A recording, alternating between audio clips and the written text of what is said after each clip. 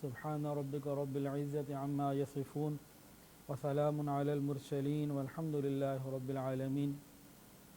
اللہم صل علی سیدنا و مولانا محمد وعلی آل سیدنا و مولانا محمد وبارک وسلم. اللہم صل علی سیدنا و مولانا محمد وعلی آل سیدنا و مولانا محمد وبارک وسلم. اللہم صل علی سیدنا و مولانا محمد وعلی آل سیدنا و مولانا محمد وبارک وسلم.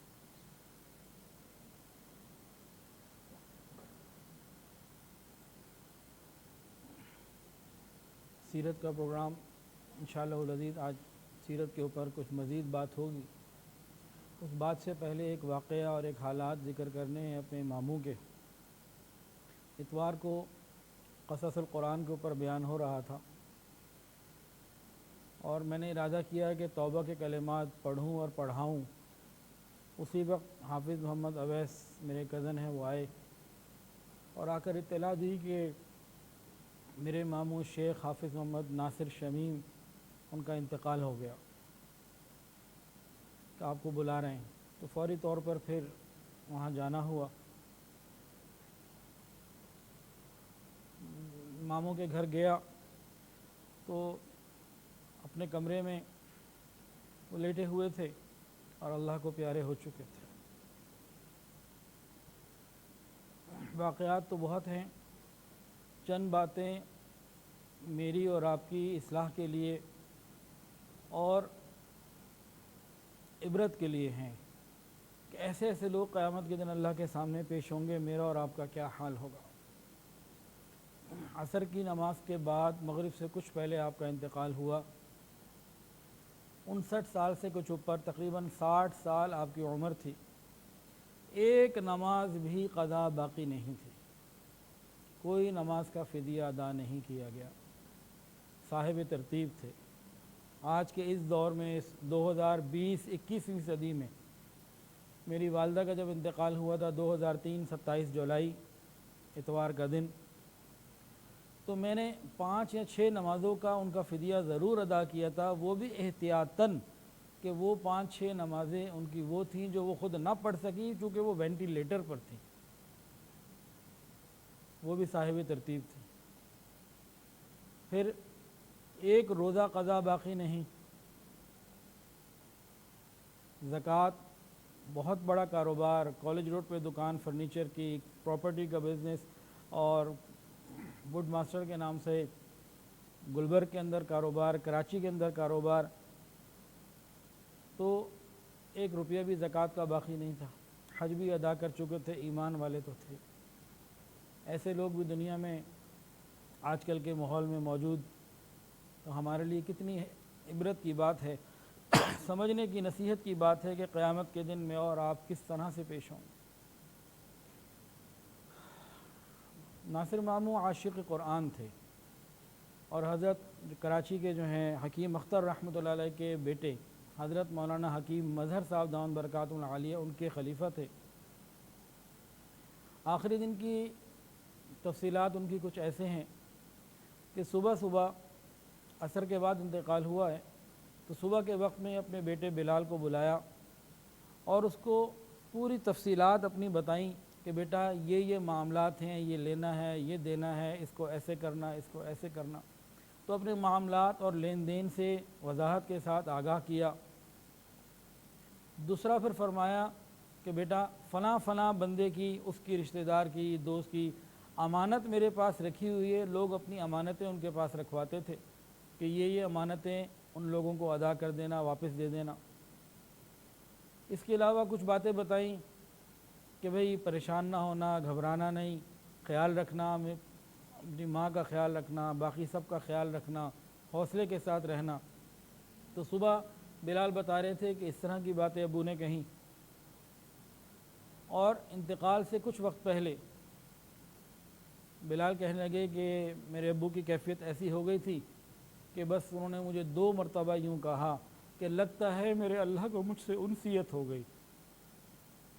لگتا ہے کہ میرے اللہ کو مجھ سے انسیت ہو گئی. یہ چھوٹی بات نہیں ہے. یہ جملہ اپنے اختیار سے نہیں نکل سکتا، آخری وقت ہو موت کا اور انسان اللہ کے ساتھ اتنا اچھا اور خوبصورت گمان رکھے، یہ بہت بڑا اللہ کا انعام ہے۔ پھر اس کے بعد لا حول ولا قوت الا باللہ، مختلف اللہ کا ذکر کرتے رہے اور کرتے کرتے اللہ ہی کو پیارے ہو۔ ہمارے خاندانوں میں الحمدللہ ابھی بھی یہ ترتیب ہے کہ چھوٹے بچوں کو سب سے پہلے اللہ کا لفظ سکھاتے ہیں، اور ہمارے بڑوں کی ترتیب ہم سے زیادہ مضبوط اور بہترین تھی۔ تو پورا یقین ہے مجھے اس بات کا کہ اس دنیا میں جب پیدا ہوئے تھے ماما، تو پہلا لفظ بھی اللہ تھا، یقیناً اللہ ہی ہوگا اور اللہ ہی تھا پہلا لفظ۔ ہمارے خاندان کی ترتیب آج بھی یہی ہے۔ 60 سال پہلے تو ہمارے بڑے ہم سے زیادہ دین میں راسخ العقیدہ بھی تھے اور عمل کے اندر بھی پختہ تھے، تو ان کی زندگی کا پہلا لفظ بھی اللہ تھا اور آخری لفظ بھی اللہ تھا۔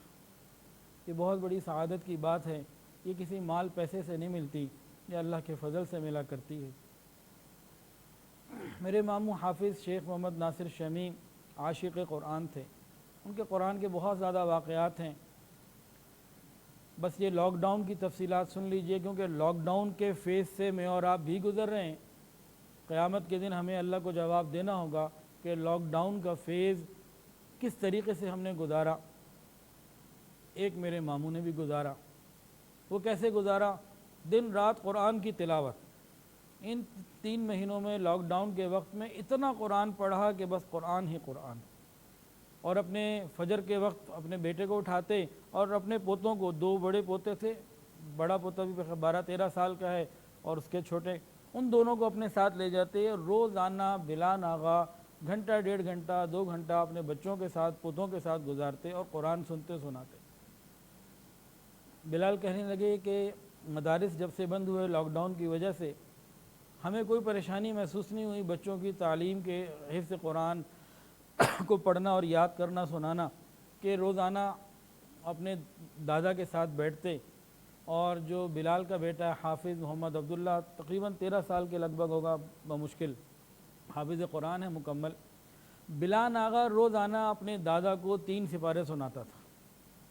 رمضان میں جو سنایا وہ اپنی جگہ، رمضان گزرنے کے بعد، عید کے بعد، شوال ہی میں پورا قرآن سنایا، اور پھر ماموں نے سب گھر والوں کو جمع کر کے گھر کے اندر ایک چھوٹا سا گیٹ ٹوگیدر بھی کر لیا۔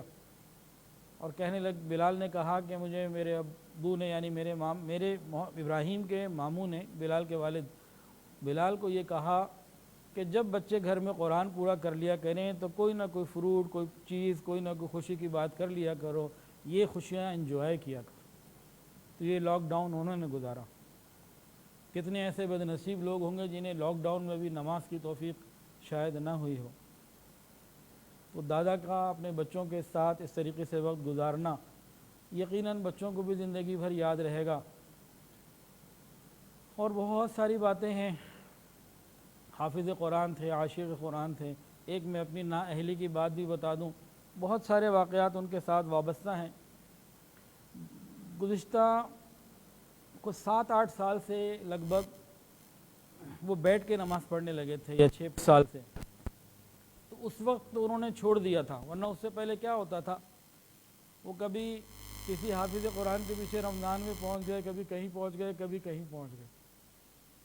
پہلے اپنا سناتے 15-20 دن میں، 25 دن میں، 25 دن میں نہیں کرتے، جلدی کرتے تھے، 15-18 دن، 19 دن، 21 دن، اور اس کے بعد جو آخری 5-7-10 راتیں ملتی وہ کسی نہ کسی خاندان کے حافظ کے پیچھے پہنچ جاتے، اور اس دن اس کی شامت آئی ہوتی۔ ہم دعا کرتے تھے، یا اللہ ناصر ماما نہ آئے۔ میں خود کتنی دفعہ یہ دعا اللہ سے کی ہوگی، لیکن وہ بڑی پابندی کے ساتھ بغیر بتائے جب انہوں نے اپنا پورا سنا لیا، اب کسی نہ کسی کے پیچھے ضرور آنا ہے۔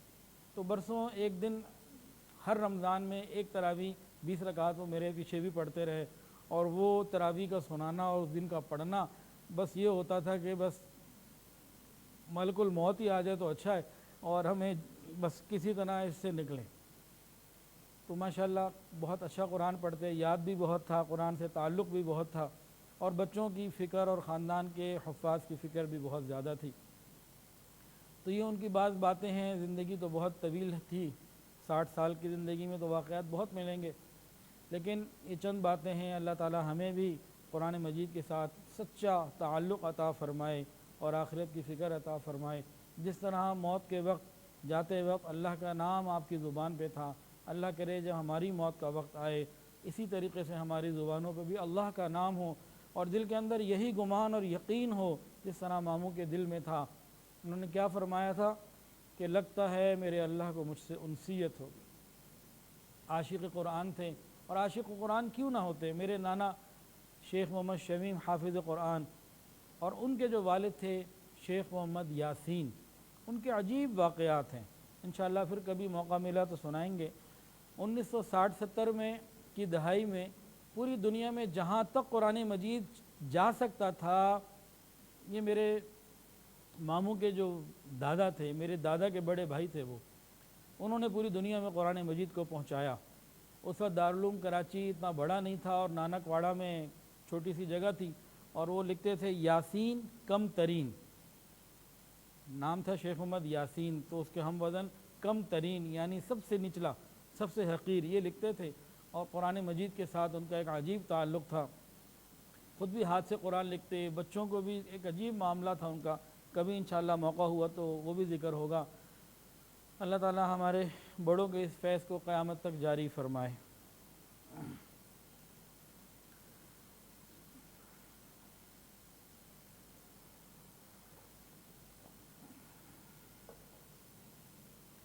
اب حضور پاک صلی اللہ علیہ وسلم کی باتیں، جو کہ آج ہمارا موضوع ہے سیرت نبی، غالباً آج 10ویں مجلس ہے سیرت کی، اور گزشتہ تمام بیانات میں نبی علیہ السلام کی پیدائش سے لے کے آپ کے 8-9 سال کی عمر تک کے واقعات خاصی تفصیل سے بیان ہو چکے ہیں۔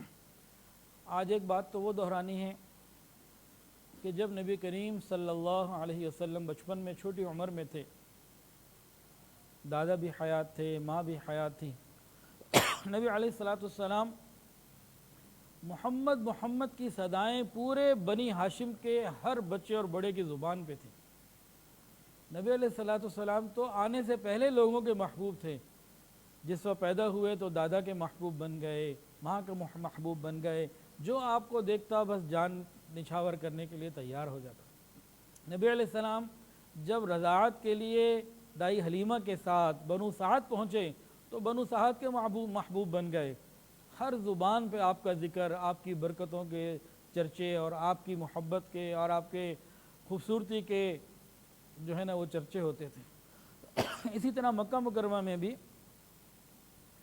کبھی دادا انگلی ہاتھ پہ پکڑ کے بیت اللہ لے جا رہے ہیں، کبھی چچا جو ہیں وہ ابو طالب یا عبداللہ، چچا ابو طالب یا زبیر یا عباس رضی اللہ تعالی عنہما، کبھی باقی چچا لے کے جا رہے ہیں۔ بنو ہاشم کے ہر فرد کی زبان پہ آپ کا نام تھا، اور ہر ایک اس بات کا احساس رکھتا تھا آپ یتیم ہیں لیکن آپ کو احساس یتیمی نہ ہو، اور آپ کی صدائیں اور آپ کی محبت ہر ایک کے دل میں تھی۔ یہ آپ کا مکے کا بچپن تھا۔ اتنے میں آپ کی والدہ ماجدہ نے یہ سوچا کہ میں میکے بھی جاؤں، نبی علیہ السلام اپنے ننیال والوں سے ملیں، اپنے ننیال کو دیکھیں، اپنے ماموں سے اور ماموں کے بچوں سے ملیں، کہ ان کے ساتھ رہیں۔ اور وہ لوگ بھی، اصل تو یہ تھا، یہ تو ہماری انسان کی سوچیں تھیں، لیکن اصل تو یہ تھا، اللہ بھی یہ چاہتے تھے کہ جہاں نبی علیہ السلام نے ہجرت کر کے جانا ہے، نبی علیہ السلام ذرا بچپن میں اس جگہ کو پہلے دیکھ بھی آئیں، اور مدینہ کی وہ مٹی جسے اس وقت یثرب کہا جاتا تھا، اس شہر کو، وہ بھی آپ کی برکتوں کو سمیٹنے والی بنے۔ اور بی بی آمنہ کے دل میں یہ بھی تھا کہ چلو میں اپنے خاوند کی قبر کو بھی دیکھ لوں گی۔ تو بہرحال ایک چھوٹا سا قافلہ جس میں بی بی آمنہ ہیں، ام ایمن ہیں، اور رسول اللہ صلی اللہ علیہ وسلم 6 سال کا بچہ، یہ 3 لوگ مدینہ طیبہ پہنچے۔ مدینہ طیبہ پہنچے ہیں تو دار النابغہ جگہ تھی، وہاں پہ نبی علیہ السلام اترے۔ حدیث کے اندر آتا ہے، حضرت عبداللہ ابن عباس رضی اللہ عنہ کا بیان ہے کہ نبی علیہ السلام مدینہ طیبہ کی بچپن کی باتیں زندگی بھر یاد رہیں۔ ہجرت کے بعد ایک دفعہ رسول اکرم صلی اللہ علیہ وسلم اپنے ننیال یعنی بنو نجار کے محلے سے گزرے تو فرمایا کہ یہ وہ مکان ہے جہاں میری والدہ نے میرے ساتھ قیام فرمایا تھا، فرمایا کہ یہی وہ جگہ ہے، یہی وہ کنواں ہے جہاں میں نے تیرنا سیکھا تھا، فرمایا کہ یہی وہ میدان ہے جہاں میں ایک لڑکی انیسہ یا انیسہ کے ساتھ کھیلا کرتا تھا۔ فرمایا کہ یہی وہ قلعہ ہے جہاں میں اپنے ماموں زاد بھائیوں کے ساتھ، اپنے ہم عمر بچوں کے ساتھ کھیلا کرتا تھا۔ اس دیوار کے اوپر آگے پرندے بیٹھتے تھے اور بچے اس پرندوں کو اڑا دیا کرتے تھے۔ اور فرمایا کہ میرے سامنے جو گھر ہے دار النابغہ، اس گھر میں میرے والد مدفون ہیں، اور جب ہم لوگ مکہ سے آئے تھے تو یہ چھوٹا سا قافلہ یہیں اترا تھا۔ مدینہ طیبہ میں نبی علیہ السلام نے صرف 1 مہینہ گزارا، لیکن اس کی یادیں زندگی بھر آپ کے ساتھ رہیں۔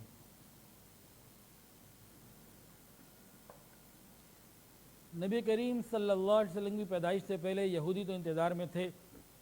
مدینہ میں تو یہودی بہت آباد تھے، بلکہ اس نیت سے آباد تھے کہ آخری نبی آئیں گے، یہ ان کا دارالہجرت ہوگا، ہم ان کے ساتھ مل کر اوس اور خزرج کو اور دنیا کے اوپر فتح پائیں گے۔ نبی علیہ السلام جب آئے، یہودی جب آپ کو دیکھتے تو بہت حیران ہوتے، بہت غور سے دیکھتے۔ ام ایمن کہتی ہیں کہ ایک دفعہ ایک یہودی دیکھ رہا تھا تو وہ کہنے لگا یہ تو امت کے نبی ہیں اور یہی ہجرت کر کے واپس آئیں گے۔ اسی طرح نبی علیہ السلام ایک مرتبہ اپنے گھر میں تھے، مدینہ طیبہ میں جس جگہ ٹھہرے ہوئے تھے، کچھ یہودی آئے، انہوں نے کھٹکھٹایا، دروازہ کھولا گیا، کہا احمد کو لے کر آؤ، ہم اسے دیکھنا چاہتے ہیں۔ تو یہودی علماء آئے تھے، ان سب نے مل کے نبی علیہ السلام کو بغور دیکھا اور آپس میں اس قسم کی باتیں کرنے لگے کہ یہ وہی بچہ لگتا ہے جس کا ہماری کتابوں میں ذکر ہے، اور یہ پیدا ہو چکا اور ہجرت کے بعد یہیں آنا ہے۔ اس قسم کی باتیں جب کئی مرتبہ ہو گئیں تو نبی علیہ السلام کی والدہ ماجدہ یہ سوچنے لگی کہ کہیں بچوں کو، میرے بیٹے کو کوئی یہ نقصان نہ پہنچا دیں، کیونکہ وہ پہلے اپنے مکے میں حالات سن چکی تھی کہ یہودی ان کے دشمن ہوں گے، تو انہوں نے فوری طور پر پھر واپسی کا ارادہ کیا۔ تو یہ واقعات کچھ ایسے تھے جو اس وقت ذکر ہونے میں رہ گئے تھے۔ گزشتہ واقعات میں ہم پہنچے تھے نبی علیہ السلام کے اور دادا اور والدہ کے انتقال کے بعد کے حالات، ابو طالب کی کفالت میں آنے کے بعد کے حالات چل رہے تھے۔ تو انہی حالات میں جب نبی علیہ السلام کی عمر 15 سال تھی یا 14 سال یا 20 سال، تینوں باتیں موجود ہیں، 14-15 سال بھی موجود اور 20 سال بھی موجود، تو عرب کے اندر ایک بہت بڑا واقعہ پیش آیا ہے، ایک لڑائی پیش آئی۔ اس لڑائی کا نام ہے حرب الفجار۔ حرب الفجار اس کا نام ہے۔ عرب کے اندر لڑائیاں بہت ہوتی تھیں، یہ لڑائیوں کے تو شوقین تھے، چھوٹی چھوٹی بات پہ لڑائیاں اور بلا وجہ لڑائیاں۔ یہ جو معرکہ پیش آیا یہ قریش کا قبیلے قیس کے ساتھ آیا۔ قیس، عیلان اور قبیلہ قریش، ان لوگوں کے درمیان یہ لڑائی پیش آئی۔ اول قیس جو ہیں وہ قریش پر غالب آ گئے، پھر قریش نے جو ہے نا وہ دوبارہ ایسے حملے کیے کہ یہ پھر غالب آ گئے، لیکن جو معاملہ ختم ہوا وہ صلح کے اوپر ہوا۔ نبی علیہ السلام نے اس میں حصہ لیا، شامل ہوئے، لیکن آپ نے قتال نہیں کیا، تلوار نہیں اٹھائی۔ قریش مکہ اس جنگ میں اہل حق تھے، یعنی کہ جو ان کا موقف تھا وہ حق پر تھا، دوسرے لوگوں کا حق پر نہیں تھا۔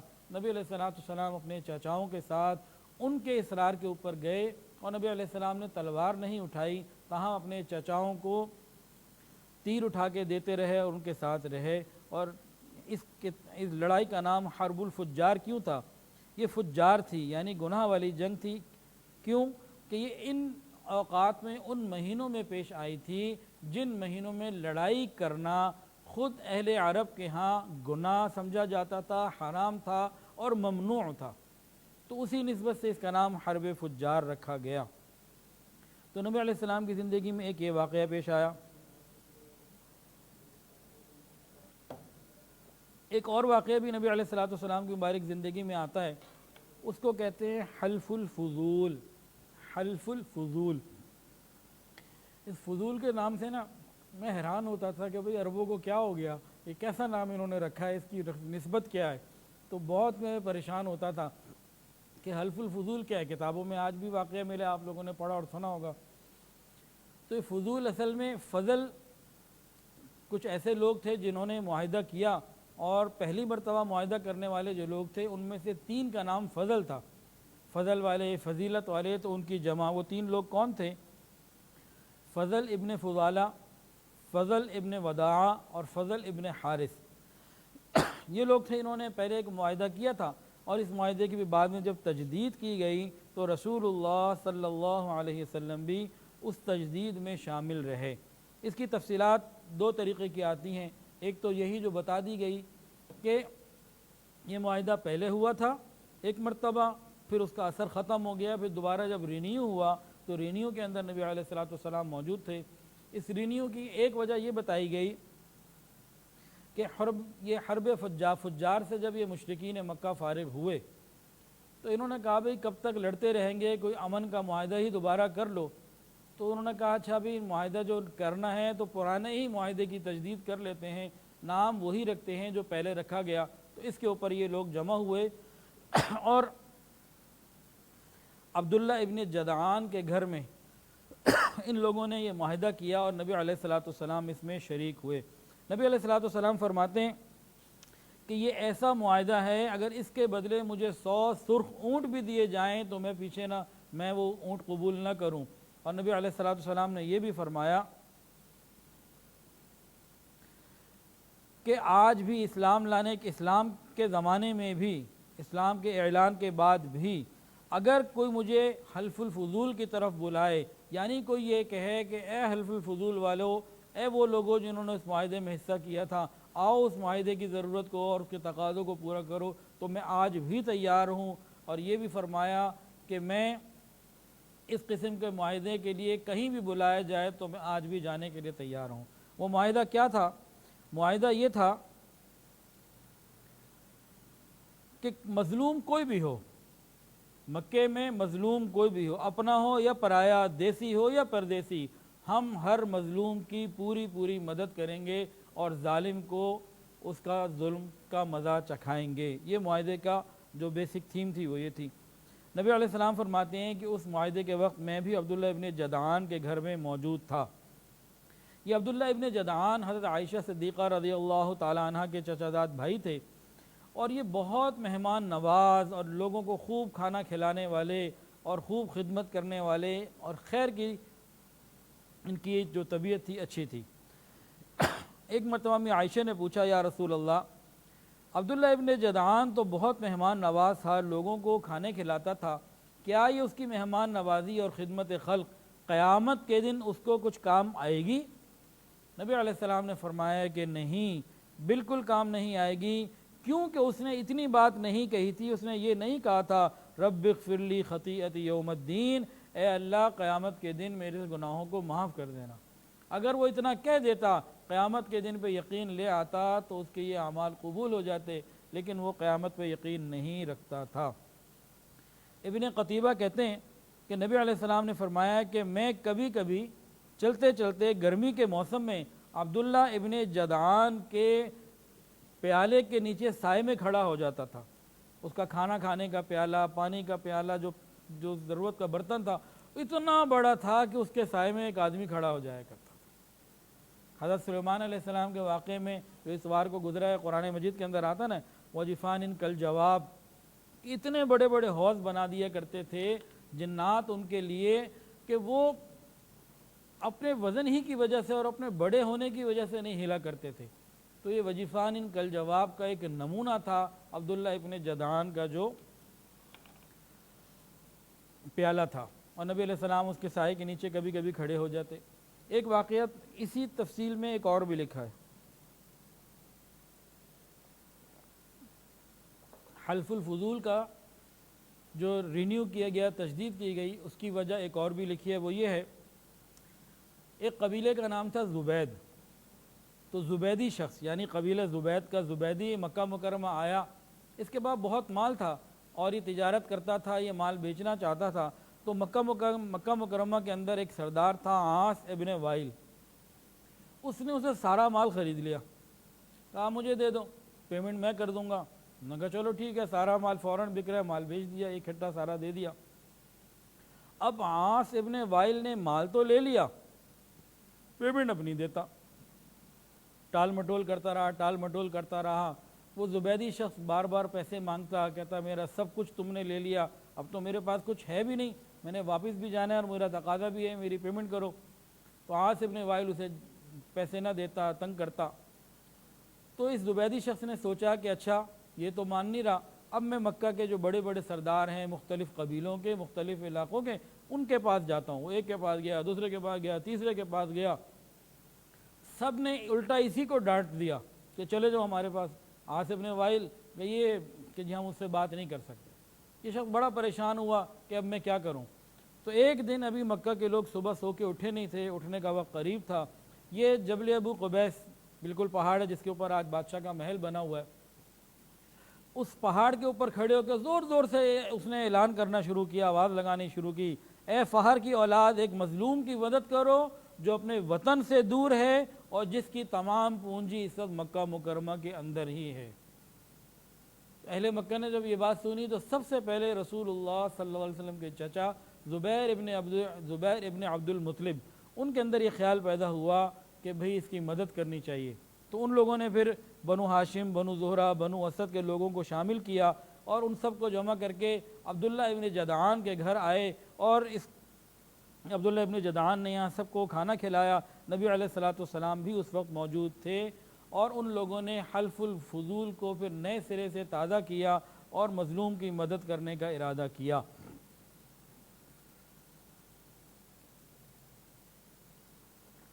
یہ حلف الفضول کا واقعہ تھا. اس کے بعد نبی علیہ الصلوۃ والسلام کا امین, صادق اور امین مشہور ہو جانا اور آپ کا خطاب. کتابوں میں باتیں لکھی ہیں کہ نبی علیہ الصلوۃ والسلام اس شان کے ساتھ, اس عظیم الشان کے ساتھ مکہ میں جوان ہوئے کہ آپ اپنی قوم میں سب سے زیادہ باعزت, سب سے زیادہ رحمت والے, سب سے زیادہ اخلاق والے, سب سے زیادہ غریبوں کی مدد کرنے والے, سب سے زیادہ پڑوسیوں کا خیال کرنے والے, سب سے زیادہ مظلوم کی داد رسی کرنے والے, سب سے زیادہ حلیم, بردبار اور سب سے زیادہ سچے, سب سے زیادہ امانت دار مشہور ہو گئے. اور اسلام لانے سے یعنی کہ نبوت ملنے سے, اعلان نبوت سے, آپ تو ہمیشہ سے نبی ہیں, اعلان نبوت سے پہلے کے اخلاق پہلے مکہ میں آپ کے کیا مشہور تھے؟ آپ کسی کو گالی نہ دیتے, فحش کلامی نہ ہوتی, کسی فحش کلامی کی مجلس میں شریک بھی نہ ہوتے. آج کتنے لوگ ہیں نوجوان کہہ دیتے ہیں میں تو ایسے ہی شریک ہو جاتا ہوں, ویسے ہی دیکھ لیتا ہوں, میرا کیا تعلق ہے. آپ کبھی ایسی فضول چیز میں شریک بھی نہیں ہوئے اور ہر بری بات سے اور ہر قسم کی شراب, نشہ اور ہر بری بات سے آپ محفوظ تھے. آپ کے ان پاکیزہ اخلاق کی وجہ سے پورے مکہ میں آپ کی عزت تھی, آپ صادق اور امین کہلایا کرتے تھے.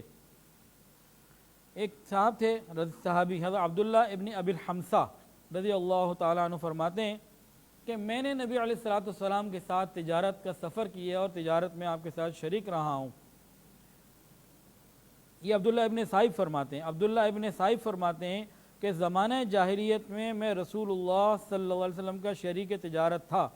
پھر جب میں مدینہ حاضر ہوا اسلام قبول کرنے کے لیے, میں نے پوچھا یا رسول اللہ مجھے پہچانتے ہیں؟ نبی علیہ السلام نے فرمایا کہ ہاں میں آپ کو پہچانتا ہوں. اور ایک جگہ اس طرح لکھا ہے کہ جب نبی علیہ السلام نے پوچھا مجھے پہچانتے ہو؟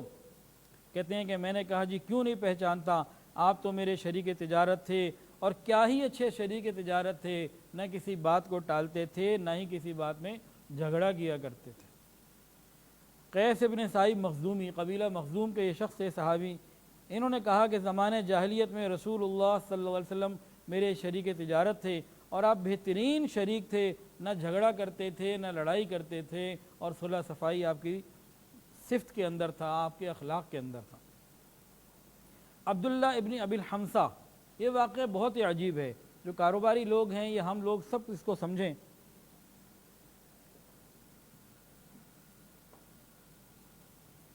ہم لوگ تو اپنے وعدوں کو پورا نہیں کرتے اور قیامت کے دن اس بات کے اوپر پوچھ ہوگی کہ تم نے اپنے وعدوں کو کتنا پورا کیا. وعدوں کے بارے میں خاص پوچھ ہوگی اور وعدہ خلافی حدیث کے مطابق یہ منافق کی خاص نشانی ہے. مسلمان ایمان والا یہ وعدہ خلافی نہیں کرتا, وعدہ خلافی منافق کی خاص نشانی بتائی گئی. اس واقعے کو سنیے اور دل کے کانوں سے سنیے.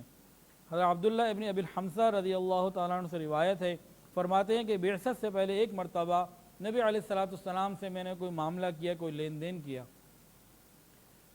میرے ذمے کچھ ادائیگی باقی تھی، میں نے رسول اللہ صلی اللہ علیہ وسلم سے وعدہ کیا کہ میں آتا ہوں اور ابھی پیمنٹ لے کے ابھی تھوڑی دیر میں آ رہا ہوں۔ کہتے ہیں میں جب گھر گیا پیسے لینے، میں بھول گیا، مجھے یاد ہی نہیں رہا کہ میں ابھی وعدہ کر کے آیا ہوں محمد ابن عبداللہ سے، محمد الرسول اللہ سے، کہ میں نے پیمنٹ دینی ہے۔ کہتے ہیں میں اپنے کام میں لگا رہا، 1 دن گزر گیا، 2 گزر گئے، 3 دن گزر گئے۔ 3 دن کے بعد مجھے یاد آیا، اوہو وہ تو میں نے پیسے دینے تھے۔ کہتے ہیں فوری طور پر میں نے پیسے لیے اور میں وہاں پہنچا تو محمد ابن عبداللہ، محمد رسول اللہ وہیں موجود تھے۔ 3 دن نبی علیہ السلام نے وہاں ان کا انتظار کیا، کہ انہوں نے کہا تھا کہ ٹھہریں میں آتا ہوں، نبی علیہ السلام نے فرمایا کہ ہاں میں یہاں موجود ہوں تم آ جاؤ۔ 3 دن کے بعد نبی علیہ السلام کو وہیں پایا، بہت شرمندہ ہوئے، کہنے لگے مجھے معاف کر دیں اور یہ اپنی چیز بھی لے لیں۔ نبی علیہ السلام نے اور کچھ نہیں کہا، صرف اتنا کہا کہ تم نے مجھے زحمت دی، میں 3 دن سے یہیں تمہارا انتظار کر رہا ہوں، تم نے مجھے زحمت دی، میں 3 دن سے انتظار کروں۔ اتنی ہی بات کہی، 3 دن کے یعنی 72 گھنٹے کے انتظار کے بعد ایک جملہ بول کے بات کو مکمل کرتے۔ اور آج ہمارا کیا ہے، ہم تو برسوں ایک جملہ کسی کا معاف نہیں کرتے۔ نبی علیہ السلام کے یہ اخلاق مشہور ہوئے۔ نبی علیہ السلام کا بکریاں چرانا، اس بارے میں تھوڑی سی بات پچھلی مرتبہ ہوئی، تھوڑی سی بات آج بھی سن لیجئے۔ جابر ابن عبداللہ کہتے ہیں کہ ایک مرتبہ مقام ظہران میں نبی علیہ السلام کے ساتھ موجود تھے، وہاں ہم لوگ پیلو کے پھل جو ہے نا وہ چننے لگے، توڑنے لگے۔ نبی علیہ السلام نے فرمایا جو زیادہ کالے اور گہرے رنگ کے ہیں نا وہ توڑنا، وہ زیادہ مزیدار ہوتے ہیں، ذائقے دار ہوتے ہیں۔ تو صحابہ حیران ہوئے، پوچھا یا رسول اللہ کیا آپ نے بکریاں چرائی ہیں؟ یہ تو اتنی دور دراز، یہ تو اسی کو پتہ لگ سکتا ہے جس نے بکریاں چرائی ہوں، عام شہری لوگ تو یہاں نہیں آتے۔ نبی علیہ السلام نے فرمایا کہ میں نے بھی چرائی ہیں اور ہر نبی نے بکریاں چرائی ہیں۔ نسائی نے ایک بات لکھی ہے، ایک روایت لکھی ہے بڑی عجیب، بڑی مزیدار۔ ایک مرتبہ اونٹ والوں میں اور بکری والوں میں بات چیت ہوئی آپس میں، کچھ اونٹ والے تھے کچھ بکریوں والے۔ اونٹ والوں نے کہا ہم بڑے عظمت والے ہیں، ہماری شان زیادہ ہے۔ بکری والوں نے کہا بکریوں والوں کی شان زیادہ ہے۔ ان دونوں میں آپس میں اس قسم کی باتیں چل رہی تھی۔ رسول اللہ صلی اللہ علیہ وسلم نے ارشاد فرمایا کہ موسیٰ اللہ کے نبی تھے، انہوں نے بکریاں چرائیں، داؤد اللہ کے نبی تھے، انہوں نے بکریاں چرائیں، میں محمد اللہ کے نبی ہوں، میں نے بھی بکریاں چرائیں، اور میں اپنے لوگوں کی بکریاں مقام اجیاد پہ چرایا کرتا تھا۔ تو ایک عجیب و غریب بات کا فیصلہ اتنے خوبصورت انداز سے ہوا۔ حضرات انبیاء کرام کا بکریاں چرانا یہ کیوں تھا؟ اونٹ اور گائیں کو چرانا اور سنبھالنا آسان، وہ مضبوط جانور ہوتے ہیں، اور بکریوں کو چرانا بہت مشکل، ایک ادھر بھاگ رہی ہے ایک ادھر بھاگ رہی ہے، سختی بھی آپ زیادہ نہیں کر سکتے، بھیڑیوں کا خدشہ الگ، تو بہت ساری چیزیں ہوتی تھیں۔ تو امت کی تربیت کے لیے انبیاء کو تیار کرنا ہوتا تھا، تو بکریوں کی گلہ بانی اور ان کو چرانے سے یہ اللہ رب العزت نے ان کا اہتمام فرمایا۔ جس طرح کوئی چرواہا اپنی بکریوں کو سنبھالنے سے نہیں تھکتا، اسی طرح کوئی بھی نبی دعوت کے کام میں کوئی تکلیف اور پریشانی آ جائے وہ اس سے نہیں تھکا کرتے، وہ ان کے عزم کو پیچھے نہیں کر سکتے۔ جس طرح بکریاں حملہ کرنے والوں سے غافل ہوتی ہیں، بھیڑ سے، درندوں سے غافل ہوتی ہیں، اپنے اس میں لگی ہوتی ہیں، فرمایا کہ اسی طرح امتیں نفس اور شیطان کے حملوں سے غافل ہوتی ہیں، اور ان کے نبی ان کے لیے ہلکان ہو رہے ہوتے ہیں، ان کے لیے غمگین ہو رہے ہوتے ہیں، ان کی فکر میں اپنے آپ کو گھلا رہے ہوتے ہیں۔ قرآن مجید میں بھی آیت موجود، لعلک باخع نفسک الا یکونوا مؤمنین، شاید آپ ان کے ایمان نہ لانے کی وجہ سے اپنی جان ہی دے دیں، اتنا غم ہوا کرتا ہے۔ امت کو تو اپنی ہلاکت اور بربادی کا خیال نہیں ہوتا، لیکن انبیاء کرام ان کی ذبح حالی کو دیکھ کر اندر ہی اندر گھل رہے ہوتے ہیں۔ جس طرح اب ایک نبی کو اپنی امت کا خیال ہوتا ہے، ان کی خیر خواہی اور ان کی آخرت کی فکر ہوتی ہے، جتنا ایک نبی کو اپنی امت کا خیال ہوتا ہے، امت کو اپنے نبی کا اس کا عشر عشیر بھی خیال نہیں ہوتا۔ آج ہمارا آپ کا، میرا آپ کا کیا حال ہے؟ نبی علیہ السلام نے اپنی امت کے لیے کیا نہیں کیا، اور ہم نے کس موقع پہ نبی علیہ السلام کو تکلیف نہیں پہنچائی۔ آج ہم اپنے گھر کے حالات کو دیکھ لیں. پھر نبی علیہ الصلوۃ والسلام کا حلف الفضول کے بعد ایک زندگی کا ایک نیا سلسلہ شروع ہوا. آپ کے چچا ابو طالب نے بھی آپ کو کہا کہ بھئی حالات میں تنگی ہے، تجارت کے لیے اب جانا ہوگا. میں تو نہیں چاہتا کہ آپ کو اپنے سے دور کروں، لیکن مجبوری ہے، میں بوڑھا ہو چکا. اور نبی علیہ الصلوۃ والسلام خود بھی چاہتے تھے. بعض کتابوں میں ہے کہ ابو طالب نے ابتدا کی، بعض میں ہے کہ نبی علیہ السلام نے کہا کہ مجھے تجارت کے لیے اجازت دیجیے تاکہ گھر کے حالات اور کاموں کو کرنا اور پریکٹیکل لائف میں ان چیزوں کو کرنا اب میں یہ کرنا چاہتا ہوں. بہرحال بات چیت ہو گئی، طے ہو گیا. ان دنوں میں مکہ مکرمہ میں بہت معزز خاتون تھیں. ان کی پاک دامنی کی وجہ سے، ان کے حسب نسب کی وجہ سے، شرافت کی وجہ سے ان کو طاہرہ کہا جاتا تھا. ان کا نام تھا خدیجہ، حضرت خدیجہ الکبریٰ رضی اللہ تعالی عنہ. وہ مکہ والوں کو اپنا مال دے کے بھیجتی تھیں. مضاربت اس کو شریعت میں کہتے ہیں. اگر آج یہ چیز صحیح طریقے سے مضاربت ہمارے معاشرے میں آ جائے اور اس کے حقوق کو سمجھ کر اس کے یہ صحیح طریقے سے اس کو ادا کیا جائے، پتہ نہیں کتنے لوگوں کا بھلا ہو جائے، جنت میں جانے کا ذریعہ بن جائے. صحابہ کرام کے اندر یہ مضاربت بہت عام تھی. مضاربت کیا ہوتی ہے؟ ایک شخص کا پیسہ، ایک کی محنت. ایک شخص کا پیسہ اور ایک کی محنت. حضرت خدیجہ کیا کرتی تھیں؟ خود تو سفر پہ نہیں جا سکتی تھیں مال لے کے، تو وہ اہل مکہ کو اپنا مال دیتی. مکہ والے مال لے کے جاتے، تجارت کرتے، کچھ یہاں سے لے جا کے فروخت کرتے، کچھ وہاں سے لا کے دیتے، جس طرح کا بھی سلسلہ اس زمانے کا ہوتا تھا. تو اصل کے ساتھ نفع وہ حضرت خدیجہ کو دے دیا جاتا. حضرت خدیجہ ان کو ان کا حق الخدمت دے دیا کرتی، جو چیزیں آپس میں ٹرم اینڈ کنڈیشن طے ہوئے ہوتے. آج بھی مضاربت کی بہت ضرورت ہے. آج ہمارے کام کرنے والے دکاندار یہ سچے ہو جائیں، امین ہو جائیں، صادق ہو جائیں، امین ہو جائیں اور مضاربت کو صحیح سمجھ کر لوگوں کے حقوق ادا کرتے ہوئے کریں، ان کی زندگیوں میں بھی برکتیں آ جائیں گی. بہت سارے ایسے لوگ موجود ہیں گھروں کے اندر، عورتیں ہیں، بیوائیں ہیں اور دوسرے لوگ ہیں جن کے پاس پیسہ ہے، کام نہیں کرنے کی پوزیشن میں. بہت سارے ایسے لوگ موجود ہیں جو کام کر سکتے ہیں، ان کے پاس پیسہ نہیں ہے، لیکن دیانت نہ ہونے کی وجہ سے دونوں ہی پریشان. وہ پیسہ لے کے پریشان، وہ پیسہ نہ ہو کے پریشان. آج کا تاجر اگر صادق اور امین بن جائے، اس کو ہر طرف سے پیسے ملیں دے، پیسے کی کمی کبھی نہ ہو.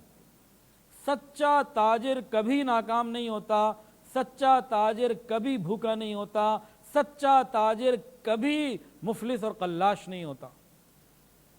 آج بھی دیکھ لیجئے، اس دور میں بھی دیکھ لیجئے، کوئی تاجر ایسا ہے جس کے پاس پیٹرول صحیح ہے، لوگ دنیا گھوم گھوم کے اس کے پاس پہنچتے ہیں. کوئی تاجر ایسا ہے جو بھی چیز بیچ رہا ہے، کپڑا بیچ رہا ہے، وہ جناب سبزی بیچ رہا ہے، وہ سونا بیچ رہا ہے، وہ کھانے پینے کی چیزیں سیل کر رہا ہے، جس کے بارے میں لوگوں کو یقین ہو جائے یہ سچا ہے، چیز صحیح ہے، آپ کو ہمیشہ اس کے پاس گاہک ملے گا، رش ملے گا، وہ آپ کو بیکار نہیں ملے گا. آج بھی اپنے معاشرے میں جہاں چاہے اس کو دیکھ لیجئے، پرکھ لیجئے. تو یہ مضاربت یہ نبی علیہ الصلوۃ والسلام نے باقاعدہ کی. اگر آج ہم اس کو سمجھ کے اس کے حقوق کو ادا کریں تو یقیناً بہت سارے لوگوں کے مسئلے حل ہو جاتے ہیں. لیکن آج مسئلہ یہ ہے کہ جس کو بھی پیسے دے دیے جائیں تو بس پھر واپسی کی امید کوئی نہیں. اب وہ قیامت کے دن ہی بدلہ ملے گا، اب پتہ نہیں اس کی نیکیاں ملیں گی یا وہ دینے والے کے گناہ سمیٹے گا، کیا کرے گا. آج کا معاملہ ادھر چلا گیا ہے. اللہ ہماری حفاظت فرمائے. تو نبی علیہ الصلوۃ والسلام کی سچائی، آپ کی امانت کی شہرت پورے مکے میں جا چکی تھی. حضرت خدیجہ کی تو عادت تھی، ان کا تو کام یہی تھا، لوگوں کو پیسے دے کے بھیجا کرتی تھیں. قافلے جاتے تھے، بعض قافلے تو پورے خدیجہ کے ہوتے تھے، اور بعض مرتبہ کیا ہوتا تھا کہ پورے مکے والوں کا مال جتنا ہوتا تھا اتنا ایک بی بی خدیجہ کا مال ہوا کرتا تھا رضی اللہ تعالیٰ. اللہ نے اتنا مال عطا کیا. انہیں بھی اچھے ایماندار لوگوں کی ضرورت ہوتی تھی. ادھر ابو طالب میں اور نبی علیہ السلام نے یہ بات چیت ہوئی، اور اب ان میں یہ بات چیت ہوئی کہ بھی خدیجہ کا مال لے کے آپ جائیں. ادھر کسی طرح یہ خبر اڑتی خدیجہ کو بھی اللہ نے پہنچا دی. حضرت خدیجہ الکبریٰ رضی اللہ تعالی عنہ، اللہ آپ کو بہترین جزائے خیر عطا فرمائے، امت کی ماں ہیں. جیسے ہی آپ کو خبر ملی فوراً آپ نے اپنا نمائندہ نبی علیہ السلام کے پاس بھیجا. پیغام آیا کہ اگر آپ اس کے لیے تیار ہوں تو جتنے اور دوسرے لوگوں کو میں نفع دیتی ہوں آپ کو اس سے ڈبل 100% زیادہ میں آپ کو دوں گی، آپ اگر میرا مال لے کے جانا چاہیں مجھے بڑی خوشی ہوگی۔ نبی علیہ السلام نے طے کر لیا، طے یہ ہوا کہ باقی لوگوں کو جتنا نفع ملتا تھا آپ کو زیادہ ملے گا۔ اب حضرت خدیجہ کبریٰ رضی اللہ تعالیٰ جہادیدہ خاتون تھیں اور آپ کے تذکرے سنے ہوئے تھے، تو انہوں نے اپنے غلام میسرہ کو ساتھ بھیجا اور تلقین کی، دیکھو ان کے ساتھ رہنا، جو واقعات دیکھو مجھے بھی بتانا، ان کی خدمت کرنا، ان سے اختلاف نہ کرنا، ان کے ساتھ کوئی تعارض نہ کرنا اور اچھے طریقے سے تم نے سفر کرنا ہے، اس قسم کے ان کی کوئی نافرمانی نہ کرنا۔ تو اس طریقے سے انہوں نے خدمت کے لیے بھی اور ساتھ کے لیے بھی بھیج دیا میسرہ کو۔ اب جب ادھر سے قافلہ روانہ ہونے لگا تو نبی علیہ السلام جب جانے لگے ہیں تو ابو طالب کیا، باقی چچا کیا، تمام چچاؤں نے قافلے والوں کو کہا دیکھو ہمارے بھتیجے کا خیال رکھنا، ہمارے بھتیجے کا خیال رکھنا۔ تو نبی علیہ السلام نے اس طریقے سے اس سفر کو شروع کیا۔ ادھر یہ سفر شروع ہوا، ادھر ایک معجزہ بھی ساتھ ساتھ رہا جو میسرہ نے پورے سفر میں بطور خاص نوٹ کیا اور واپسی پہ حضرت خدیجہ کبریٰ رضی اللہ تعالیٰ کو اس کی اطلاع دی۔ وہ کیا کہ دیکھا اس نے کہ ایک بادل آپ کے اوپر سایہ کیے ہوئے، اور کبھی دیکھا کہ 2 فرشتے ہیں جو آپ کے اوپر سایہ کیے ہوئے، پورے سفر میں دھوپ آپ کی طرف نہیں آئی اور آپ چلتے رہے۔ یہ قافلہ جب بصرہ پہنچا تو وہاں ایک درخت کے سائے میں نبی علیہ السلام اترے۔ وہاں اس درخت کے بالکل سامنے ایک صومعہ، ایک گرجا تھا، عبادت گاہ تھی ایک عیسائی راہب کی۔ وہ باہر آیا، اس نے میسرہ کو دیکھا اور پھر نبی علیہ السلام پہ نظر پڑی تو میسرہ سے پوچھا کہ بھئی یہ کون ہے؟ میسرہ نے کہا کہ حرم کے قریش کے ایک نوجوان ہیں، تو اس راہب کا نام ہے نستورہ۔ نستورہ راہب نے کہا، پوچھا کیا ان کی آنکھوں کے اندر سرخ ڈور ہے، سرخ لکیر ہے؟ کہاں ہمیشہ ان کے اندر رہتی ہے، کبھی جدا نہیں ہوتی۔ اور پھر میسرہ نے کہا کہ اس درخت کے نیچے عیسیٰ ابن مریم کے بعد کوئی نہیں بیٹھا، اور انہوں نے کہا تھا اس کے میرے بعد یہاں نبی ہی بیٹھے گا، نبی کے سوا کوئی نہیں بیٹھے گا، اور وہ جو نبی ہوں گے وہ امی بھی ہوں گے، وہ مکی بھی ہوں گے، وہ ہاشمی بھی ہوں گے، اور وہ قیامت کے دن حوض کوثر والے ہوں گے اور شفاعت والے ہوں گے۔ اس نستورہ راہب نے کہا کہ یہ وہ درخت ہے کہ جس کو اللہ نے غیر نبی سے دور کیا ہوا ہے، کوئی غیر نبی اس کے نیچے نہیں بیٹھتا، حضرت عیسیٰ علیہ السلام کے بعد آپ ہی پہلے شخص ہیں جو یہاں بیٹھے ہیں۔ اس کے بعد نستورہ راہب نے میسرہ کو کہا کہ یہی نبی ہیں جن کا ذکر ہے۔ یہ جو میسرہ تھا حیران پریشان ہو کے ساری باتیں سن رہا تھا کہ نبی کیا ہوتا ہے، کیا کہہ رہے ہو، نبی ہوتا کیا ہے؟ اس نے کہا بھئی یہ اس امت کے نبی ہیں اور اللہ ان کو عزتیں دیں گے۔ اب میسرہ سے ذرا ہٹ کے نستورہ خاموشی سے چپکے سے نبی علیہ السلام کے پاس آیا۔ کتابوں میں لکھا ہے کہ آپ کی پیشانی کو بوسہ دیا، اور یہ بھی لکھا ہے کہ آپ کے قدموں کو بوسہ دیا، اور کہا کہ میں آپ پر ایمان لاتا ہوں، آپ ہی اس امت کے نبی ہوں گے، کاش اس وقت میں موجود ہوتا جب آپ نبوت کا اعلان کریں گے۔ اور اس نستورہ راہب نے کہا کہ میں نے آپ کی تمام نشانیاں دیکھ لی ہیں، آپ کو پہچان لیا ہے، لیکن ایک نشانی رہ گئی ہے، اگر آپ مہربانی کریں تو میں وہ بھی دیکھنا چاہتا ہوں۔ تو وہ نبی علیہ السلام کی مہر نبوت کو دیکھنا چاہتا تھا۔ نبی علیہ السلام نے اپنے کندھے سے مبارک کپڑا ہٹایا تو اس نے مہر نبوت کو جگمگاتا ہوا پایا اور اس کو بھی چومنے کے لیے جھک گیا اور کہنے لگا میں گواہی دیتا ہوں اللہ کے سوا کوئی عبادت کے لائق نہیں، اور میں گواہی دیتا ہوں کہ اللہ کے پیغمبر آپ ہیں، اور عیسیٰ ابن مریم نے خوشخبری دی تھی آپ ہی کے بارے میں اور کہا تھا میرے بعد اس درخت کے نیچے کوئی نہیں بیٹھے گا سوائے اس پیغمبر کے جو امی ہو، ہاشمی ہو، عربی ہو اور مکی ہو، اور حوض کوثر اور شفاعت والے ہوں۔ اس کے بعد نبی علیہ السلام بصرہ کے بازار میں تشریف لائے اور خرید و فروخت کے معاملات ہوئے۔ جس وقت نبی علیہ السلام خرید و فروخت کر رہے تھے، آپ کی ڈیلنگ تو بہت صاف اور سادہ اور واضح اور کھلی ہوئی تھی، کوئی اس میں مبالغہ آرائی نہیں، کوئی گڑبڑ نہیں، کوئی چالاکی نہیں، کوئی قسم نہیں، صاف ستھری مناسب بات ہوا کرتی تھی۔ لوگ بھی حیران تھے کہ بات کرنے کا یہ انداز، بڑے بڑے پرانے لوگ ایسے تھے جو برسوں سے آتے تھے، وہ دیکھتے تھے کہ نبی علیہ السلام کا انداز تو بہت ہی عجیب اور صاف ستھرا اور خوبصورت ہے۔ اسی دوران ڈیلنگ میں ایک شخص آیا، اس نے نبی علیہ الصلوۃ والسلام سے بات چیت کی، اس کو غصہ چڑھ گیا کسی بات پہ نا، اور وہ جھگڑنے لگا، کہنے لگا اچھا تم ایسا کرو، تم مکے والے ہو نا، لات و منات کی قسم کھاؤ پھر مانوں گا تمہاری بات۔ اس قسم کی اس نے کوئی بات کی۔ نبی علیہ السلام نے بھی اس کو پورے جذبے سے جواب دیا، میں نے تو کبھی لات و منات کی قسم نہیں کھائی، بلکہ کبھی ان کے قریب سے گزر بھی ہوا تو میں سائڈ میں نے لے لی ہے، میں نے تو ان کی طرف کبھی رغبت نہیں کی۔ یہ باتیں سن کے وہ چونک گیا۔ اس کے بعد اس نے نبی علیہ الصلوۃ والسلام کو بہت غور کے ساتھ دیکھا، اور غور کے ساتھ دیکھنے کے بعد کہنے لگا کہ آپ ہی اس امت کے نبی ہیں، ہمارے علماء نے ہماری کتابوں میں آپ ہی کے بارے میں یہ باتیں موجود ہیں۔ میں اس طرح یہ سب کچھ دیکھ رہا تھا، ایک ایک بات کو نوٹ کر رہا تھا۔ اچھا، اس سفر میں ایک واقعہ اور بھی آیا، بعض کتابوں میں بات لکھی ہے کہ سفر میں جاتے یا آتے ہوئے کیا ہوا کہ حضرت خدیجہ کا جو قافلہ تھا، اس کے 2 اونٹ جو ہے نا وہ ذرا کمزور ہو گئے، شاید بیمار ہو گئے، وہ پیچھے پیچھے چلنے لگے۔ میں اس طرح بڑا پریشان کہ قافلہ آگے بڑھ رہا ہے، یہ پیچھے ہو گئے، تو اب کیسے جوڑ ہوگا، کیا ہوگا؟ تو یہ دوڑتا ہوا جو ہے نا تیزی کے ساتھ، نبی علیہ السلام اگلے حصے میں تھے قافلے کے، اور دونوں اونٹ پیچھے ہو رہے تھے اور پیچھے ہونے لگ رہے تھے۔ تو یہ دوڑتا ہوا نبی علیہ السلام کے پاس آ کے کہنے لگا جی ذرا بات تو سنیں، یہ 2 اونٹ ہمارے اس طرح سے، اب کیا کریں، کیا کرنا چاہیے؟ نبی علیہ الصلوۃ والسلام اس کے ساتھ واپس آئے، ان دونوں اونٹوں کو تسلی دی، ان کے ہاتھ پھیرا اور ان کے اوپر کچھ پڑھ کے دم بھی کیا اور ان سے محبت کا اظہار کیا۔ وہ اسی وقت ٹھیک بھی ہو گئے اور جوش اور جذبے میں آ گئے، آوازیں بھی نکالنے لگے اور فوری طور پر قافلے کے آگے آگے چلنے لگے۔ تو میسرہ نے یہ چیز بھی نوٹ کی اور بہت ہی حیران ہوا کہ یہ کیا معاملہ ہوا۔ پھر قافلے والوں نے اپنے مال فروخت کیے، خرید و فروخت تھی، سارا کچھ ہوا۔ تو قافلے والوں کو، تمام قافلے والوں کو اتنا نفع ہوا جو پہلے کبھی نہ ہوا تھا۔ میسرہ نے کہا بھی کہ اے محمد، ہم سالہ سال سے سیدہ خدیجہ کے لیے تجارت کر رہے ہیں، مگر اتنا زبردست نفع ہمیں کبھی نہ ہوا جو اس سفر میں ہوا، یہ یقیناً آپ ہی کی برکت ہے۔ اب یہ مکہ کی طرف واپس آنے لگے تو میسرہ خاص طور سے دیکھ رہا تھا کہ پورے سفر میں اور واپسی کے سفر میں بھی جب جب گرمی ہوتی، تیز دھوپ ہوتی، تو 2 فرشتے جو ہیں یہ آ جاتے اور دھوپ سے بچانے کے لیے نبی علیہ السلام کے اوپر سایہ کیے رہتے۔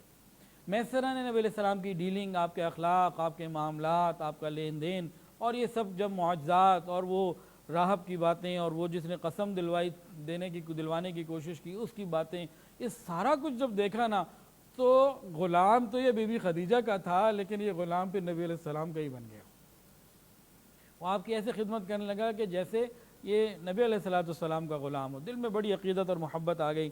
اللہ کی شان، حضرت حضور پاک صلی اللہ علیہ وسلم جب مکہ آئے تو آپ قافلے میں آگے آگے چل رہے تھے، قافلہ پیچھے آ رہا تھا۔ جب مکہ قریب آ گیا، دوپہر کا وقت تھا، تیز دھوپ تھی۔ حضرت خدیجہ الکبریٰ رضی اللہ تعالیٰ عنہ چند عورتوں کے ساتھ باہر بیٹھی ہوئی تھیں، اور قافلے کی آمد کو تو یقین تھا، انتظار تھا سب لوگوں کو کہ آنے ہی والا ہے آج کل میں کسی وقت۔ نبی علیہ السلام جب آئے ہیں تو اللہ نے دکھانا ہوتا ہے تو اللہ دکھا دیتے ہیں۔ حضرت خدیجہ نے دیکھا کہ ایک سوار آ رہا ہے، اوپر 2 فرشتے سایہ کیے ہوئے ہیں۔ تو دوسری عورتوں کو دکھایا، دیکھو بھئی جو مجھے نظر آ رہا ہے یہ صحیح ہے یا میرا کوئی وہم ہے؟ دوسری عورتوں نے کہا نہیں، ہم بھی دیکھ رہے ہیں۔ وہ سب بڑے حیران ہوئے کہ یہ کیا ماجرا۔ اتنے میں نبی علیہ السلام آ گئے، بی بی خدیجہ سے ملاقات ہوئی اور کچھ سفر کے روایات سنائی۔ حضرت خدیجہ نے کہا میسرہ کہاں ہیں، میسرہ کہاں ہیں؟ ان کا وہ بھی آ رہے ہیں۔ حضرت خدیجہ نے فرمایا کہ بھئی آپ ایسا کریں، ان کو بھی ذرا لے کر آ جائیں۔ تو نبی علیہ السلام میسرہ کی طرف گئے، دونوں پھر تھوڑی دیر بعد آئے۔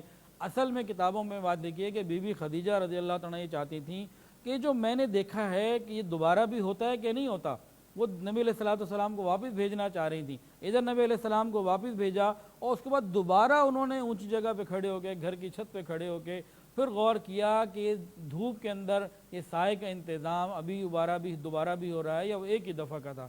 انہوں نے پھر دیکھا کہ واقعتاً یہ دوبارہ بھی یہی نعمت تھی، تو وہ تو ایک انہوں نے بہانہ بنایا تھا اس چیز کو دیکھنے کے لیے۔ اب نبی علیہ السلام جو ہیں میسرہ کے ساتھ آئے اور پوری تفصیلات بتائیں، اور میسرہ نے بھی بتایا سارے حالات کہ نصورہ راہب نے کیا کہا اور کس کس طریقے سے اس درخت کے معاملات، سارے سفر کے حالات اور اونٹوں کا بیمار ہو جانا اور نبی علیہ السلام کا ان کے اوپر اس طریقے سے ہاتھ پھیرنا، اور یہ سارے معاملات جب بتائے تو خدیجہ رضی اللہ تعالیٰ عنہ بھی بہت حیران ہوئیں اور نبی علیہ السلام کو سفر سے پہلے انہوں نے یہ کہا تھا کہ میں آپ کو لوگوں سے ڈبل دوں گی. مثال دے رہا ہوں, 100 روپے طے کیے تو 200 دوں گی, لیکن جب دینے کی باری آئی تو 400 دیے, جو آپ نے طے کیا تھا اس کا بھی دگنا دے دیا. اتنی آپ کو خوشی ہوئی اور نفع بھی اللہ نے خوب عطا فرمایا تھا. تو یہ سارے معاملات جب میسرہ سے ان لوگوں نے بی بی خدیجہ نے سنے, تو بی بی خدیجہ تو ایک بہت پاک باز خاتون اور مکہ کی سب سے بڑی امیر خاتون تھیں. ان کو بہت سارے لوگ رشتوں کے پیغام بھیجا کرتے رہتے تھے اور ان کی تمنا تھی کہ بی بی خدیجہ ان سے شادی کر لیں. حضرت خدیجہ کبریٰ رضی اللہ عنہ کی 2 شادیاں پہلے ہوئی تھیں اور دونوں ہی کا آگے پیچھے کر کے انتقال ہو گیا تھا. پہلے جو خاوند تھے عتیق ابن مائد اور دوسرے جو تھے ابو حالہ نامی تھے, دونوں کا ہی انتقال ہو گیا تھا اور حضرت خدیجہ کے والد کا بھی انتقال ہو چکا تھا. ان حالات میں حضرت خدیجہ کی دل کے اندر ایک تمنا پیدا ہوئی کہ اگر حضور پاک صلی اللہ علیہ وسلم سے میرا نکاح ہو جائے. تو بہرحال اس سے پہلے جو ہے نا دل میں یہ بات پیدا جب ہوئی یا اس کے آگے پیچھے, بہرحال تو حضرت خدیجہ کبریٰ رضی اللہ تعالیٰ عنہ میسرہ کی ساری باتیں سننے کے بعد, وہ خود اپنی آنکھوں سے نشانی دیکھنے کے بعد ورقہ ابن نوفل جو آپ کے چچا زاد بھائی تھے ان کے پاس گئیں. سارے حالات سنائے, جو خود دیکھا تھا وہ سنایا, جو میسرہ نے باتیں بتائی تھی ساری سنائی. ورقہ ابن نوفل نے سنتے ہی کہا, جو کچھ سنا رہی ہو خدیجہ, اگر یہ سچ ہے تو جان لو کہ یہ اس امت کے نبی ہیں, اور ہماری کتابوں میں جو بات لکھی, عیسائی تھے, ہماری کتابوں میں جو بات لکھی ہے وہ وقت اور وہ زمانہ بھی اب آ چکا ہے اور یہ تو اس امت کے نبی ہیں. اور خدیجہ بہت حیران تھیں. بہرحال خدیجہ کبریٰ رضی اللہ تعالی عنہا نے از خود پیغام نکاح بھیجا. ایک خاتون تھی نفیسہ, ان کو بلایا, کہا کہ بھئی میرا پیغام محمد ابن عبداللہ کو نکاح کے لیے دے دو, میں نکاح کرنا چاہتی ہوں. حضور پاک صلی اللہ علیہ وسلم نے مشورہ کیا اپنے چچا ابو طالب سے, وہ بھی خوش ہوئے اور حیران بھی ہوئے اور شکر بھی ادا کیا. بہرحال دونوں طرفین سے جب بات چیت طے ہو گئی, اس کے بعد نکاح کی ایک تقریب طے کی گئی, وقت طے کیا گیا. حضرت خدیجہ کے چچا اسد ابن عمر اور باقی حضرات آ گئے. ادھر نبی علیہ السلام کے کئی چچا ابو طالب سمیت یہ بھی نکاح کی محفل میں شریک ہوئے. نکاح کی محفل منعقد ہوئی اور ایک روایت کے مطابق ابو طالب جو تھے نبی علیہ السلام کے چچا, انہوں نے جو ہے خطبہ نکاح دیا, اور اس خطبہ نکاح کے اندر نبی علیہ السلام کی تعریف بھی کی. اور اس میں بعض کتابوں میں یہ بات لکھی ہے کہ خطبہ نکاح کے کچھ آخری الفاظ اس طریقے سے تھے کہ محمد وہ ہیں کہ قریش کا جو جوان بھی شرف میں, عزت میں, فضل میں, کمال میں, علم میں, عقل میں تولا جائے تو آپ ہی بھاری رہیں گے. تو حق مہر بھی مقرر ہوا. بعض کتابوں میں آتا ہے کہ 20 اونٹ جو ہیں وہ حق مہر مقرر ہوا, اور بعض میں آتا ہے کہ 500 درہم جو ہے وہ حق مہر جو ہے وہ طے کیا گیا. اب یہاں 2 باتیں اور کرنے والی ہیں.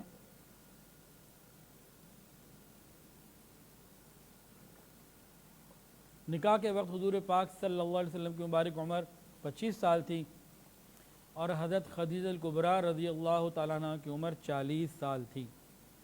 2 باتیں جو کرنی ہیں ان میں ایک بات تو حق مہر کی ہے. حق مہر کا ادا کرنا یہ ضروری. اگر کوئی شخص نکاح کرے اور حق مہر ادا نہ کرے, موت آ جائے تو قیامت کے دن یہ زانی کھڑا ہوگا اللہ کے دربار میں. آج اور بہت ساری چیزوں کی طرف فکر ہے, حق مہر کی طرف وہ فکر نہیں ہے جو ہونی چاہیے. یہ عبادت ہے, یہ دین ہے, اس پہ ثواب ہے. لاکھوں روپے اور چیزوں میں خرچ کر لیتے ہیں, حق مہر کو مناسب انداز سے ادا کرنا اور فوراً ادا کرنا, اس پہ شرم آتی ہے, اس کی طرف لوگ فکر نہیں کرتے. حق مہر اگر مہر فاطمی رکھ لیا جائے تو بہت اچھا ہے, اور بہرحال جو بھی حق مہر رکھا جائے مناسب انداز سے. لوگ 5,000 میں تو بکری نہیں آتی, یہ بندی لے کر آ رہے ہیں. تو ایک مناسب طریقے سے حق مہر ہونا چاہیے, اور حق مہر کو کوشش کر کے پہلی رات پہلی ملاقات میں ادا کر دینا چاہیے. اگر کوئی بندہ ایسا ہے کہ شادی کو کچھ وقت گزر گیا, حق مہر ادا نہیں ہوا, فوری طور پر اس حق کو ادا کریں اور دیر کی تاخیر کی اللہ تعالیٰ سے معافی بھی مانگیں. اندر طلب کی جو گنجائشیں ہیں وہ اپنی جگہ, لیکن سنت یہ ہے کہ پہلی رات پہلی ملاقات کے وقت ادا کر دیا جائے. اس میں نہ، بعض لوگوں کے ہاں کیا ہوتا ہے کہ جب طلاق کا خدا نہ خاصہ خلا کا کوئی مسئلہ پیش آ جائے یا بیوی کا انتقال ہو جائے، پھر کہتے ہیں حق مہر اس کی ماں کو دے دو، بھائی کو دے دو، فلاں کو دے دو، حق مہر کا کیا کرے؟ یہ بہت بڑا ظلم ہے، گناہ کبیرہ ہے اس طریقے سے ان چیزوں کو اتنا لیٹ کر دینا اور نیت ہی نہ ہونا، یہ زیادتیاں ہیں۔ تو حق مہر کی فکر کرنی چاہیے۔ دوسری بات یہ کہنی ہے، نکاح کیا ہے؟ نکاح ایک عبادت ہے۔ ہم نے نکاح کو عبادت سمجھنا چھوڑ دیا ہے۔ ہر عبادت کی کوئی نہ کوئی فضیلت اور اس کے فائدے ہیں۔ نماز پڑھنے سے دل کا سکون ملے گا، روزہ رکھنے سے تقوی ملے گا، تو عبادات کے فائدے ہوا کرتے ہیں۔ تو نکاح کے فائدے کیا ہیں کہ دونوں میاں بیوی کو سکون کی زندگی ملے، پرسکون زندگی ملے۔ یہ کب ملے گی؟ یہ صرف اور صرف اسی وقت مل سکتی ہے جب نکاح کو عبادت سمجھ کر عبادت کے طریقے پر کیا جائے۔ ہم نکاح کو عبادت نہیں سمجھتے، اس لیے مسئلہ خراب ہوتا ہے۔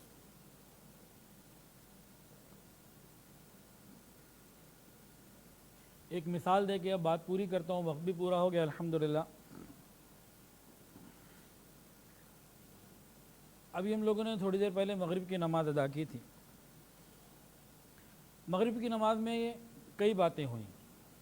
پہلی بات کیا ہوئی کہ اذان دی گئی، اذان کے بعد اقامت ہوئی، اقامت کے بعد 3 فرض ادا کیے، 3 فرض پڑھائے گئے، پھر 2 سنتیں اور 2 نفل۔ یہ کام روزانہ مغرب کی نماز میں مسلمان کرتے ہیں۔ اس کی برکتیں آتی ہیں۔ نماز کی برکتوں میں ایک برکت یہ ہے، ان الصلاۃ تنہی عن الفحشاء والمنکر، کہ یہ بے حیائی سے روکتی ہے۔ اچھا، اگر مغرب کی نماز اس طریقے سے ادا کی جائے لیکن درمیان میں کچھ ایڈیشن کر لی جائے تو بتائیے وہ برکتیں ملیں گی کہ نہیں؟ ان پہلے ایڈیشن کو سمجھ لیجئے۔ مثال کے طور پر اذان ہو گئی، اب اذان کے بعد ذرا تھوڑی دیر کوئی بھجن وغیرہ گا لیے جائیں، اس کے بعد اقامت ہو جائے، اقامت کے بعد نماز کھڑی کرنے سے پہلے کوئی ڈھول ڈھمکا ہو جائے، کوئی اور چیز ہو جائے، پھر 3 فرض ادا کر لیے جائیں، 3 فرض ادا کرنے کے بعد کوئی اور رسم اور کوئی اور چیز جو ہے نا، کوئی پھل جھڑیاں اور کوئی اور چیزیں بنائی جائیں، وہ کی جائیں، پھر 2 سنتیں ادا کی جائیں، اس کے بعد کوئی اور جو ہے نا وہ کام کیا جائے، پھر نفل ادا کیے جائیں، پھر دعا کر لی جائے۔ تو کیا خیال ہے، اگر کوئی شخص مغرب کی نماز کے ساتھ اس طریقے کا معاملہ کرے گا تو اس کو ثواب ملے گا یا گناہ؟ یقیناً گناہ۔ اس کو نماز کی برکتیں ملیں گی یا نقصان ہوگا؟ اس کو یقیناً نقصان ہوگا۔ کیوں؟ کہ عبادت میں اس نے غیروں کی چیزوں کو شامل کیا، عبادت کی روح کو تباہ کر دیا، عبادت کو صحیح طریقے سے انجام نہیں دیا، تو اس کو سزا ملے گی۔ اس کو مغرب کی نماز کا ثواب ملنا تو امید دور کی بات، اس کی تو پٹائی لگے ہونے والی ہے۔ اب نکاح کیا ہے؟ نکاح عبادت ہے۔ سادگی سے بات چیت ہو جائے، ایک بھئی ہماری لڑکی اور ہمارا لڑکا آپ دونوں کو پسند ہے، بس چلو بھئی آپس میں خاموشی سے بات چیت ہو جائے، اس کے بعد کسی قسم کا درمیان میں کوئی حرام رابطہ منگیتر میں نہ رہے، اور پھر کیا ہو، مسجد کے اندر نکاح ہو جائے، نکاح کے بعد لڑکی والے اپنی بچی چھوڑ دیں یا لڑکے والے خاموشی سے لے آئیں، نکاح کے بعد لڑکی والے کوئی دعوت نہ کریں اور لڑکے والے لڑکا حق مہر فوری طور پر ادا کرے، سنت کے مطابق، اپنی جیب کے مطابق، اچھے طریقے سے، احسن طریقے سے، اور پھر ولیمہ جو ہے وہ کر دے۔ بس اتنی سادگی سے، اتنا آسان کام ہے۔ جب اس طریقے پر آ جائیں گے تو جو نکاح کی عبادت کی برکتیں ہیں وہ ہمیں ملیں گی۔ لیکن جب ہم نے اس کے اندر بہت ساری ہندوؤں کی چیزیں شامل کر دی ہیں تو پھر ہم خود ہی محروم ہونا چاہتے ہیں۔ جیسے مغرب کی نماز میں ہم اس کا ستیہ ناش کرنے کی طرف جائیں اور ہر ایک چیز کے بعد کوئی نہ کوئی ڈرامہ کریں تو کیا ہونا ہے؟ تو وہی ہمارے ساتھ نکاح کے معاملے میں، اور اللہ کرے یہ بات سمجھ میں آ جائے اور پورے پردے کے ساتھ نکاح کی محفلیں ہونی چاہیے۔ ایک سوال کل مجھ سے کسی نے موبائل پہ پوچھا، ابھی میں نے ڈیلیٹ نہیں کیا، موجود ہے میرے پاس، اور یہ وہ سوال ہے جو پہلے بھی کئی دفعہ ہو چکا ہے، پہلی دفعہ نہیں پوچھا گیا۔ سوال کیا پوچھا؟ پوچھنے والے نے کل یہ پوچھا کہ حضرت ایک منگنی ہوئی جس میں بے پردگی تھی، لڑکا لڑکی آپس میں ایک دوسرے کے قریب رہے، ہاتھ بھی لگتے رہے، جسم بھی لگتے رہے، اور اس کے بعد ایک حادثہ ہوا کہ ابھی نکاح میں چند مہینے باقی ہیں کہ لڑکا اور لڑکی کے دونوں طرف کے والدین میں سے ایک طرف کا سمدھی اور ایک طرف کی سمدھن، یعنی ایک کا باپ، دلہا دلہن میں سے ایک کا باپ اور ایک کی ماں، یہ آپس میں فزیکل انٹریکشن میں آ گئے اور یہ زنا کر بیٹھے ہیں۔ اب بتائیں کہ آگے نکاح کریں کہ نہ کریں؟ یہ سب بے پردگی کی نحوستیں ہیں۔ اللہ تعالی ہمیں آخرت کی فکر عطا فرمائے۔ وآخر دعوانا ان الحمدللہ۔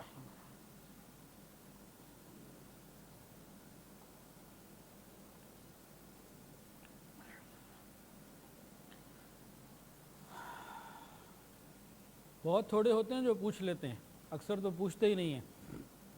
پتہ نہیں کیا ہو رہا ہے ہمارے معاشرے میں۔ توبہ کے کلمات پڑھ لیجئے، جو بیعت ہونا چاہے وہ بیعت کی نیت کر لے۔ الحمدللہ۔ بسم اللہ الرحمن الرحیم۔ لا الہ الا اللہ محمد الرسول اللہ، اشہد ان لا الہ الا اللہ واشہد ان محمدا عبدہ ورسولہ، استغفر اللہ ربی من کل ذنب واتوب الیہ، استغفر اللہ ربی من کل ذنب واتوب الیہ،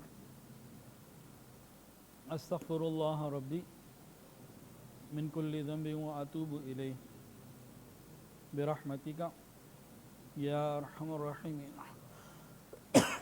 دعا کریں۔ الحمدللہ۔